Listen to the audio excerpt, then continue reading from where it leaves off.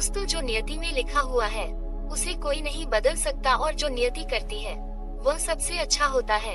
आज मैं इस कहानी के माध्यम से यही बताऊंगा कि जो भी हमारे साथ होता है वह बहुत अच्छा होता है, बस हमें उसे समझने की जरूरत है। चिंता बिल्कुल नहीं करनी होती है। प्राचीन समय की बात है, एक बार मृत्यु के देवता यमराज ने अपने एक दूत को धरती पर किसी के प्राण हरने के लिए भेजा, क्योंकि धरती पर स्त्री मर गई थी और उसी की आत्मा को लाना था। यमराज की आज्ञा पाकर वह दूत उधर उसके घर पहुंच जाता है, लेकिन जब वह देवदूत वहां पर पहुंचता है तो वहां का नजारा देखकर हास्यचकित रह जाता है। वह वहां पर ऐसा कुछ देखता है जिसे देखने के बाद उसकी आंखों से आंसू बहने लगता है। वो वहां पर देखता है कि एक स्त्री मरी हुई है और उसकी 3 जुड़वा बेटियां हैं, और तीनों की तीनों बेटियां बहुत छोटी हैं। तीनों में जो सबसे छोटी बेटी थी वो अभी भी उस मृत स्त्री के स्तनों से लगी हुई थी, और एक बिलख बिलख कर रो रही थी, और तीसरी रोते रोते सो गई थी। उसकी आंखों से आंसू की धारा लगातार बह रही थी। उनके परिवार में उनकी माँ के अलावा उनका कोई नहीं था, क्योंकि उसके पिता जो ही थे वह पहले ही मर चुके थे, और अब उनकी माँ भी मर चुकी थी।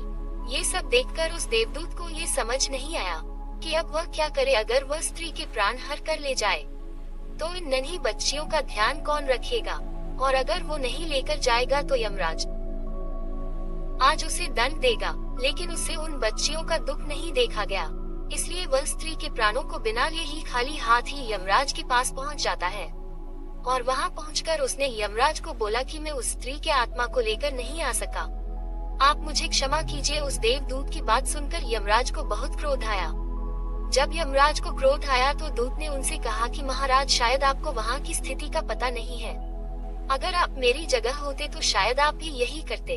उस स्त्री के 3 छोटी छोटी जुड़वा बेटियां हैं, और वह तीनों ही बिलख बिलख कर रो रही थी, और उनमें से एक बच्ची तो अभी भी उस स्त्री के स्तनों से चिपकी हुई थी। आप ही बताएं महाराज, मैं ऐसी स्थिति में उस स्त्री के प्राणों को कैसे लेकर आता, और उसके परिवार में उन्हें संभालने के लिए उनकी माँ के अलावा कोई भी नहीं है। उन बच्चियों की ऐसी दुर्दशा को देखकर मेरा तो मन ही पिघल गया। आखिर मैं उसके प्राण कैसे लेकर आता महाराज? वो बच्चे अनाथ हो जाएंगे, उनकी देखभाल कौन करेगा? महाराज, क्या ऐसा नहीं हो सकता कि हम उस स्त्री को थोड़ा वक्त और दे दें, जिससे उन बच्चियों का पालन पोषण हो जाए और वह अनाथ होने से बच जाएं। ये सुनकर यमराज को बहुत हंसी आई और वो जोर जोर से हंसने लगा और देवदूत से बोला, तुम ज्यादा समझदार हो गए हो। शायद लगता है तुम उस परमात्मा से भी बड़ी हो गए हो, जिसकी मर्जी से जीवन मिलता है और जिसकी मर्जी से मृत्यु मिलती है।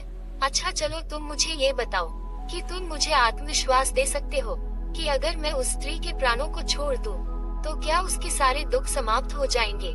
ये सुनकर वह देवदूत बोला कि हाँ महाराज, जब आप उस स्त्री के प्राणों को छोड़ देंगे तो जीवित हो जाएगी और उन बच्चियों का अच्छे से लालन पोषण करेगी। फिर उनकी जिंदगी में कभी भी दुख नहीं आएंगे। ये सुनकर यमराज फिर से हंसने लगे और देवदूत से कहते हैं कि तुमने उस स्त्री के प्राणों को न लाकर बहुत बड़ा पाप किया है और इसकी सजा तुम्हें अवश्य मिलेगी। और तुम्हारी सजा यह है कि तुम पृथ्वी पर फेंक दिए जाओगे और तब तक वापस नहीं आओगे जब तक तुम अपनी मूर्खता पर 3 बार नहीं हंसोगे। हेमराज की आवाज सुनकर देवदूत बड़ा आश्चर्यचकित हो गया और कहता है, भला मैंने कौन सा पाप कर दिया? मैं तो सिर्फ उन बच्चियों की भलाई देखी है, इसमें कोई पाप नहीं है। फिर देवदूत यमराज की बात को स्वीकार कर लेता है और वह खुश भी हो जाता है, क्योंकि उसे अपने आप पर पूरा भरोसा था कि वो सही है और उसने कोई मूर्खता नहीं की है। फिर वह 3 बार अपनी मूर्खता पर क्यों हंसेगा? और जब कोई गलती नहीं है तो अपनी मूर्खता पर हंसेगा क्यों?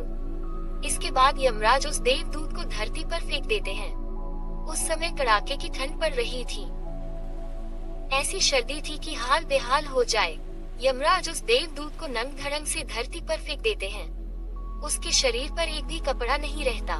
धरती पर देवदूत एक सड़क के किनारे नग्न अवस्था में पड़ा था।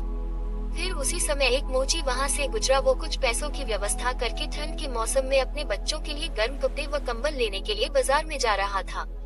तभी रास्ते में उसने देखा कि एक नग्न व्यक्ति ठंड से ठिठुर रहा है, तो उसे उस व्यक्ति पर दया आ गई।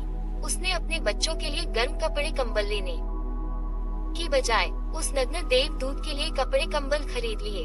कपड़े कंबल खरीद कर वह मोची उस देवदूत के पास पहुंचा और उस मोची ने उस देव से कहा कि एक कंबल लो, इन कपड़ों को पहन लो और कंबल ओढ़ लो, नहीं तो ठंड में तुम्हारा हाल बेहाल हो जाएगा। उस मोची की बात सुनकर देवदूत उससे कहता है, हे भाई, मेरा कोई घर परिवार नहीं है और न ही कोई रहने की व्यवस्था है। इस भयानक ठंड में मैं क्या ही करूँगा। ये सुनकर मोची ने उस देवदूत से कहा कि भाई, तुम चिंता मत करो, तुम मेरे साथ मेरे घर पर रह सकते हो, लेकिन मेरी एक बात हमेशा ध्यान रखना, मैं अपने बच्चों व पत्नी के कपड़ों के लिए जो पैसे लाया था उससे मैंने तुम्हारे लिए कंबल और कपड़े खरीद लिए हैं और अब मैं तुमको घर पर भी लेकर जा रहा हूँ। इसलिए मेरी पत्नी सब देखकर बहुत ही गुस्सा करेगी और शायद भला बुरा भी कहेगी कि तुम परेशान मत होना, कुछ दिनों में सब ठीक हो जाएगा। फिर वो मोची उस देवदूत को लेकर अपने घर पहुँच जाता है। लेकिन एक बात देखने योग्य है, न तो मोची को ये पता था कि वो जिसको अपने घर लेकर आया है वह एक देवदूत है और न ही मोची की पत्नियों को पता था कि उसके घर पर जो आया है वह एक देवदूत है और उस देवदूत को आते ही उनके घर में खुशियों की बाढ़ आ जाएगी। जैसे ही मोची देवदूत को लेकर अपने घर पर पहुंचा, तो उसकी पत्नी ने मोची से कहा कि आप किसे लेकर आए हैं और कपड़े लेकर क्यों नहीं आए? आप तो घर से बच्चों के लिए गर्म कपड़े लेने के लिए निकले थे। मोची पत्नी की बात सुनकर उसे सारी घटना बताता है और अपनी पत्नी से कहता है, हम तो अपने पुराने कपड़ों से भी इस ठंड को निकाल सकते हैं, लेकिन ये बेचारा उस ठंड में ठिठुर रहा था, इसके शरीर पर एक भी वस्त्र नहीं था, मैं इसकी मदद नहीं करता है ये वहीं मर जाता और इसके रहने का भी कोई ठिकाना नहीं है, इसलिए इसे मैं अपने साथ ले आया। मोची की पत्नियां बात सुनकर आग बबूला हो गई और मोची से कहने लगी कि हमने यहाँ पर कोई धर्मशाला खोल रखी है जो हम दूसरों की सेवा करते रहें। यहाँ हमारे खुद को खाने के लाले पड़े हैं और हम दूसरों की खाने की व्यवस्था भी करें। ऐसी ठंड में मैंने आपको अपने बच्चों के लिए गर्म कपड़े लेने के लिए भेजा था और आपने सारे पैसों को इस व्यक्ति के कपड़ों में बर्बाद कर दिया। आपको कुछ समझ में आता है या नहीं? मोची की पत्नी मोची पर खूब बरसे, खूब चिल्लाई, चीखी। उसने मोची को खूब भला बुरा कहा। देवदूत सारी घटना बड़ी ध्यान से देख रहा था। उस देवदूत को आज पहली बार अपनी मूर्खता पर हंसी आई। मोची ने देवदूत को हंसते हुए देखा तो उसने पूछा कि क्या हुआ भाई, तुम हंस क्यों रहे हो? मोची की बात सुनकर देवदूत ने उससे कहा कि जब मैं 3 बार हंस लूंगा तो मैं तुम्हें अपनी हंस का कारण बताऊंगा, लेकिन अभी मैं तुम्हें कुछ भी नहीं बता सकता। देवदूत पहली बार इसलिए हंसा क्योंकि उसे लगा कि मोची की पत्नी ये देख नहीं पा रही है कि घर में देवदूत आया है जिसके आने से घर में हजारों खुशियों के द्वार खुल जाएंगे। लेकिन उसकी पत्नी की भी गलती नहीं है, क्योंकि मनुष्य कितना दूर तक देख सकता है। वह बस इतना ही देख पा रही थी कि बच्चों के कपड़े और कंबल चले गए। जो खो गया उसे तो वो देख पा रही थी, लेकिन जो उसे मिला है उसे देख नहीं पा रही थी। तो देवदूत उसकी मूर्खता पर हंसने लगा कि उसके घर में खुशियां खुद चलकर आए हैं और यह अभी भी कपड़े व कंबलों के लिए रोना रो रही है। वो उसका रोना रो रही है जो बीत चुका है। इस संसार में सभी मनुष्य के साथ ऐसा ही होता है। जो चीज बीत गई या जो चीज चली गई वो उसका रोना रोते रहते हैं। जो चीज आने वाली है वो उसकी खुशी को देख नहीं पाते हैं। जो बीत गया उसे हम कभी वापस नहीं ला सकते, लेकिन हम अपने आने वाले दिनों में खुशियाँ जरूर ला सकते हैं। बीते हुए कल की बातों को लेकर बैठे रहोगे तो कुछ भी हासिल नहीं होगा, सिर्फ दुख के सिवाय। लेकिन अगर आप अपने आज में कार्य करोगे तो आने वाले दिनों में आपके पास खुशियाँ ही खुशियाँ होंगे। जो बीत गया उसे जाने दो, जो आने वाला है उसका स्वागत करो। लेकिन उस मोची की पत्नी जो बीत गया उसी के लिए दुखी हो रही थे, लेकिन जो उसके पास खुशियाँ चलकर आ रही थी उन्हें देख नहीं पा रही थी। लेकिन जो वो देवदूत था उसने सिर्फ 10 दिनों में ही मोची का सारा काम सीख लिया और फिर वह जूते बनाने लगा। देखते ही देखते कुछ दिनों में उसके जूते खूब बिकने लगे और उस मोची के घर की पूरी काया पलट हो गई। अब उसके घर में पैसों की कोई कमी नहीं थी और कुछ महीनों में वो इतना अमीर हो गया, वो राजा महाराजाओं की तरह रहने लगा। उस देवदूत के द्वारा बनाए गए जूते इतनी बिके कि पूरे साल में आसपास के सभी राज्यों में यह बात फैल गई कि उस मोची के यहाँ बहुत ही अच्छे जूते बनाए जाते हैं और उसके जैसा जूता कोई नहीं बना सकता। आसपास के जितने भी राज्य थे उन राज्य के राजाओं के जूते उन मोची के पास बनने के लिए आने लगे हैं। मोची के घर में धन की बारिश हो रही थी। सब बहुत खुश थे और सब कुछ ही बहुत अच्छा चल रहा था। फिर एक दिन पास के राज में से सम्राट का एक आदमी आया और मोची से बोला कि चमड़ा बहुत ही कीमती है और आसानी से नहीं मिलता, इसलिए सम्राट के जूते बनाने में कोई गलती नहीं होनी चाहिए। और जूतों की कलाकृति को बताकर बोला ठीक इसी प्रकार के जूते बनाना। और यह भी बोला कि ध्यान रखना जूते बनाने हैं, चप्पल मत बना देना, क्योंकि उस राज्य में ऐसी प्रथा थी जब भी कोई व्यक्ति मर जाता है तो उसे चमड़े की चप्पल पहनाकर चिता पर लिटाया जाता है। उस व्यक्ति के जाने के बाद मोची ने देवदूत से कहा कि यह चमड़े की चप्पल नहीं जूते बनाने हैं, ये सम्राट का स्पष्ट आदेश है। और इसी बात का ध्यान रखना है कि चमड़ा सिर्फ उतना ही है जितनी में सिर्फ जूते बनाए जा सकते हैं, इसलिए कोई गलती मत करना वरना हम बड़ी मुसीबत में फंस सकते हैं। मोची के इतना समझाने के बाद भी उस देवदूत ने कुछ चमड़े की चप्पल ही बनाई।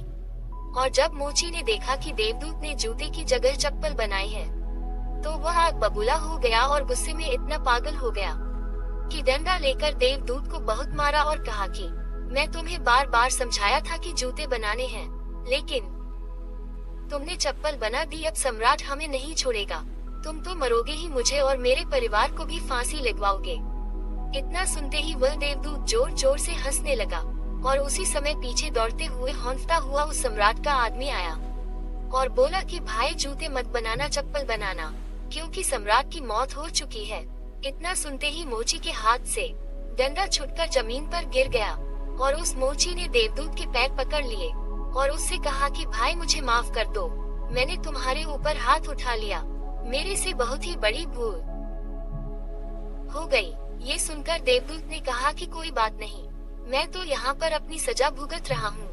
देवदूत की आवाज सुनकर मोची ने कहा कि कौन सी सजा, और मैंने तुम्हें इतना मारा उसके बाद भी तुम हंस क्यों रहे हो।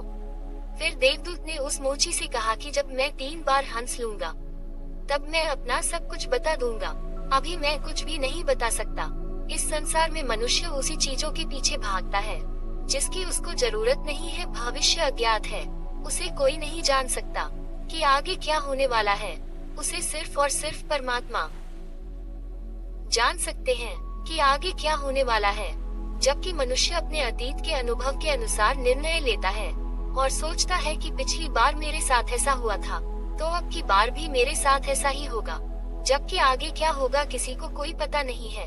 सम्राट जिंदा था तो उसे जूते चाहिए थे और अब वह मर गया तो उसे चप्पल चाहिए। देवदूत को दोबारा हंसी आने लगी, क्योंकि भविष्य के बारे में हम में से किसी को कोई पता नहीं रहता। हमें ऐसी छाया जाहिर करते हैं कि भविष्य में ये होगा, भविष्य में वह होगा, भविष्य में मेरा जीवन ऐसा होगा, वैसा होगा, और जो हम भविष्य को लेकर सोचते हैं वह बिल्कुल व्यर्थ होता है। हम सोचते हैं कि यह घटेगा लेकिन वह कभी नहीं घटता, क्योंकि कुछ और घटना तय होता है।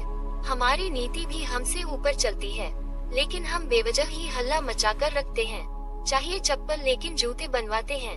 मरने का समय नजदीक आ रहा है लेकिन हम जिंदगी को और जीने की कामना करते हैं और इच्छाएं अपने मन में पाल रहे हैं।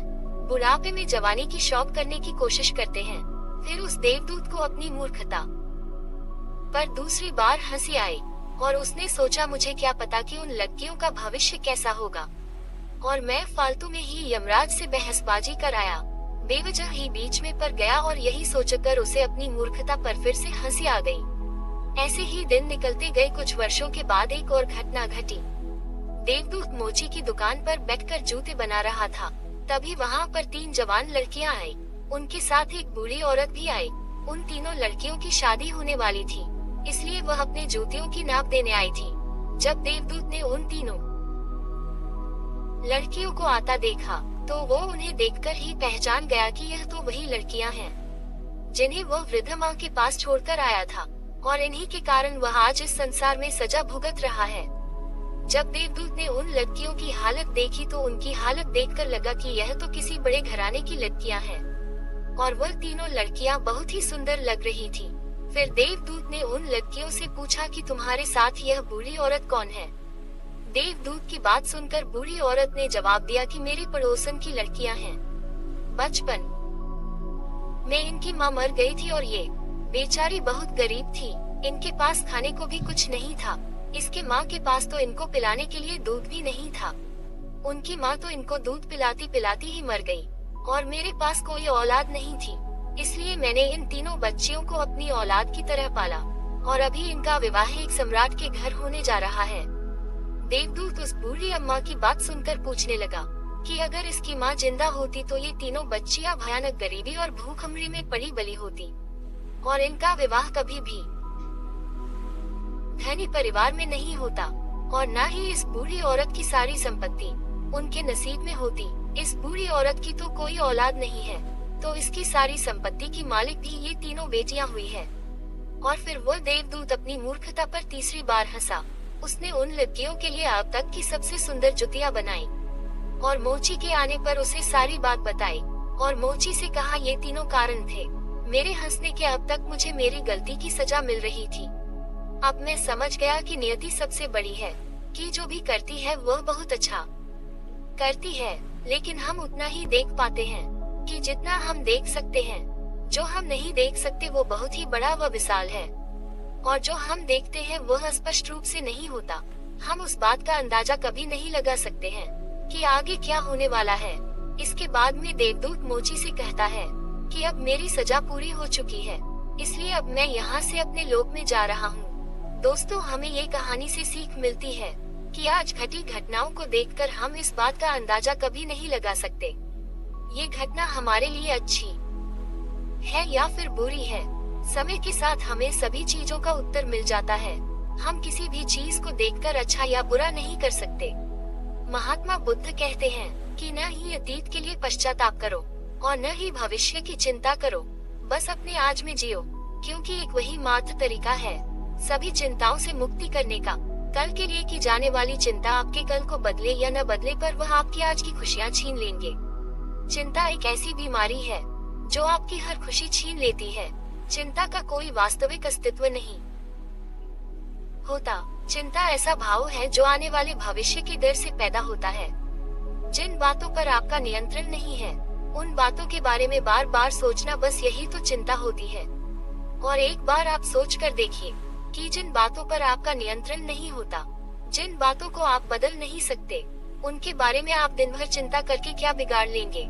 इस संसार में बहुत सारे लोग हैं, सारे दिन अपने आने वाले भविष्य के बारे में चिंता करते रहते हैं कि मेरे भविष्य में पता नहीं क्या होगा, मेरा भविष्य कैसा होगा। भविष्य की चिंता करते करते वह अपने वर्तमान को भी संकट में डाल लेते हैं, जिससे न तो वह खुश रख पाते हैं और न ही अपने भविष्य के लिए कुछ कर पाते हैं।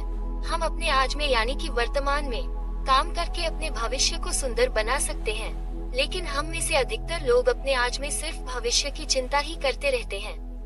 जीवन में जो भी समस्याएं आए हैं उसके बारे में एक बार सोचना और उसका समाधान निकालना ये बुद्धि का धर्म है, और उसी समस्या के बारे में निरंतर सोचते रहना यह एक बीमारी है।